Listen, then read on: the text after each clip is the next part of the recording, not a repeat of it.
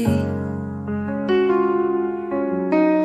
All things were made through you, and for you I exist. To live a life that glorifies the one who gave me this. I was made for your glory, to serve with love with all of me. Every gift, every breath I bring, to honor you, my risen King. I will go to all the nations, share your truth and salvation. For your glory, Lord, I live, and my life to you I give.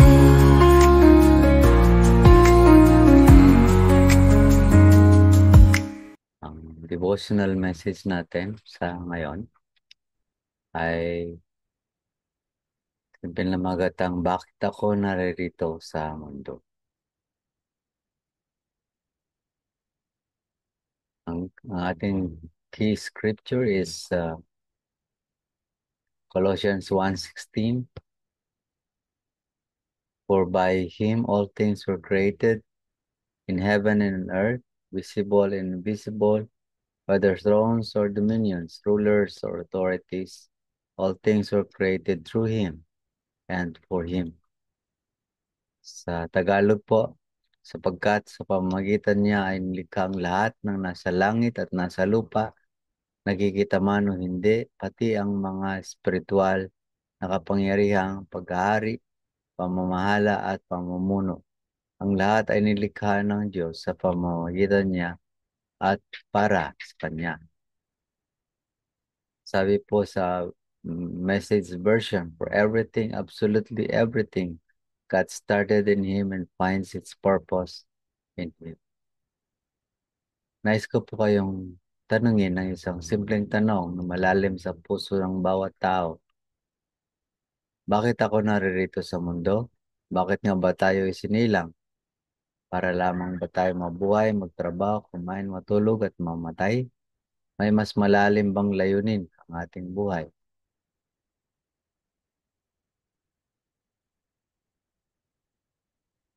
Ang mundo ay maraming sagot. Gawin mo ang gusto mo. Hanapin mo ang iyong kaligayahan. Sumikat ka, yumaman ka. Ngunit maraming tao kahit nakamit na nila ang lahat ng iyon, ay nanatiling walang saysay ang pakiramdam sa buhay. Kaya't ngayong araw, ating pag-usapan, ano ba talaga ang layunin ng Diyos sa aking buhay? Dahil kung gusto mong malaman ang layunin ng isang bagay, huwag mong tanungin ang bagay or ang created. Tanungin mo ang lumikha o yung creator. Hanggat hindi mo naunawaan ang katotohanan yan, hindi mo lubos na maunawaan ang layunin ng iyong buhay. Hindi ka aksidente, hindi ka produkto ng pagkakataon. Ikaw ay may layunin at ang layunin iyon ay galing sa Diyos. Meron tayong 5 layunin ng Diyos para sa iyong buhay. 5. Una, ikaw ay nilalang para sa kaluguran ng Diyos. Kinalugdan ng Panginoon ng kanyang bayan. Ito ayon sa awit 149 verse 4. Una sa lahat, hindi ka ng Diyos para sa kanyang kaluguran. Ibig sabihin, mahal ka ng Diyos at nais niyang mahalin mo rin siya. Ang pagsamba ay hindi lamang pagkanta. Ang pagsamba ay pamumuhay na kalugod-lugod sa Diyos.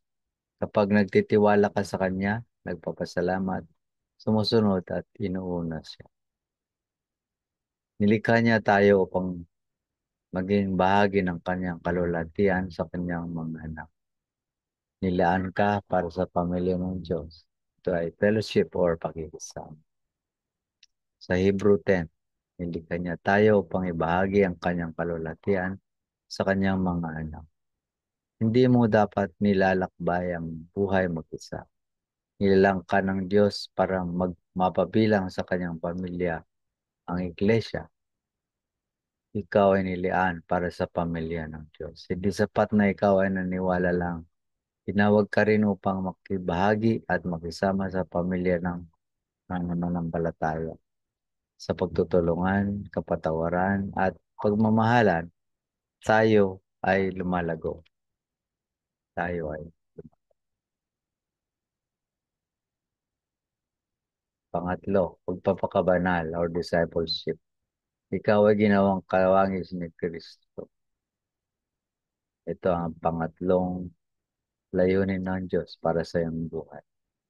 Pinili niya tayo pang katulad ng kanyang anak, Romans 8:29.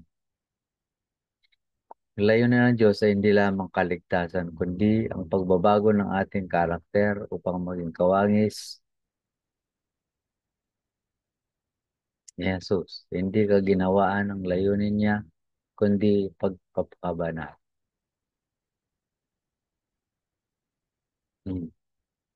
Sa pamamagitan ng bawat pagsubok at tagumpay, hinuhubog niya tayo upang maging mapagpakumbaba, mapagpatawad at tapat. Pang-apat, ikaw ay hinubog para maglingkod sa Diyos, sa ministry. Ang bawat isa ay tumanggap ng kaloob, gamitin ito sa paglilingkod sa isa't isa. Sabi ng unang Pedro 4 verse 10. Ang iyong mga talento, karanasan at personalidad ay hindi aksidente. Yan ay binigay sa iyo ng Diyos upang maglingkod sa iba. Ang tunay na kadakilaan hindi nasusukat sa dami ng naglilingkod sa iyo, kundi sa dami ng taong pinaglilingkuran. Pang-apat, ikaw ay hinubog para maglingkod. May ministeryo ka. At ang buhay mo ay magiging makahulugan kapag ginagamit mo ito para sa iba. Pang-lima, ikaw ay sinugo para sa isang misyon o ebanghelismo. Pumayo kayo at gumawa ng alagad sa lahat ng bansa. Sabi ng Matthew 28, verse 19. Hindi tayo niligtas para lamang umupo sa simbahan. Tayo niligtas upang isugo. May mga taong naghihintay na marinig ang iyong kwento, ang iyong patotoo tungkol kay Jesus na nagbago ng iyong buhay. Hindi ka lang niligtas para sa langit. Sinugo ka para sa mundo. May misyong ibinigay sa iyo ang Diyos at tanging ikaw lang ang makakatuparan. Ngayon, sa ating pagninilay tayo, nais kong muling itanong, bakit ka nga ba narito sa mundo? Ngayon alam mo na, para sambahin ng Diyos, para mapabilang sa kanyang pamilya, para mapagpakabanal at maging kawangis ni Kristo, para maglingkod sa kapwa, at para ibahagi ang kanyang pag-ibig sa mundo. Mga kapatid, huwag tayong mabuhay na walang direksyon. Tigil na sa pag-aabol ng kasikatan o sariling pangarap na walang saysay. Simulan na natin hanapin at sundin ang layunin ng Diyos. Doon natin matatagpuan ang tunay na kagalakan at kapayapaan. Let's pray. Aming mapagmahal na Diyos, salamat po sa iyong paalala ngayong araw na kami ay hindi aksidente, na may layunin ka para sa bawat isa sa amin. Patawarin niyo po kami sa mga panahon na kami nabuhay para lamang sa aming sarili at hindi sa iyong banal na layunin at kalooban. Ngayon kami muling nagpapasakop sa iyo, sa iyong layunin, sa iyong direksyon, sa iyong plano na higit sa aming naiisip.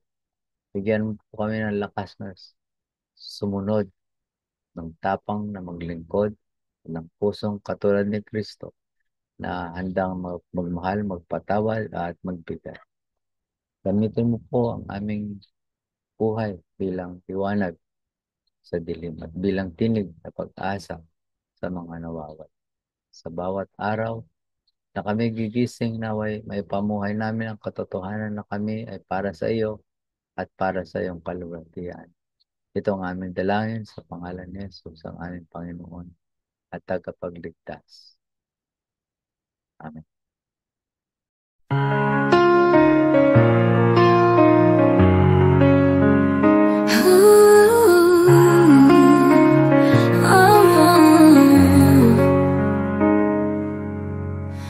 Before the world began,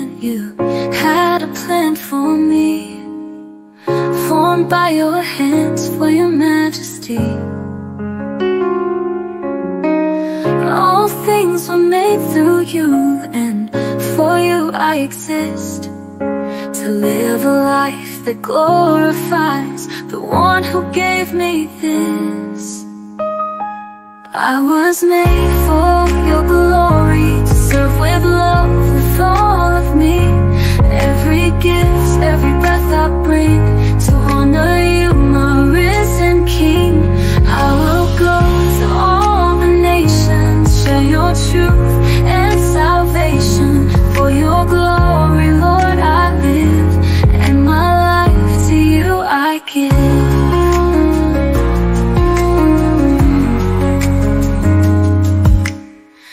You lead your sons to glory, through suffering and grace. You made the way to walk in faith. Now we serve one another with gifts from heaven's throne.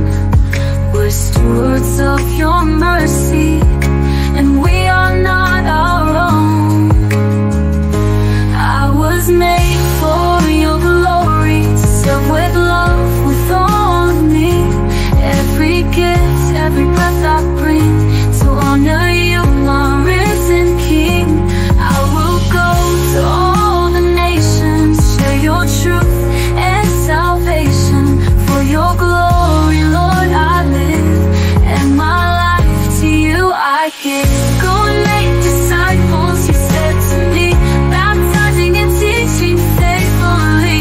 I will follow, I will obey. Your purpose is my only way.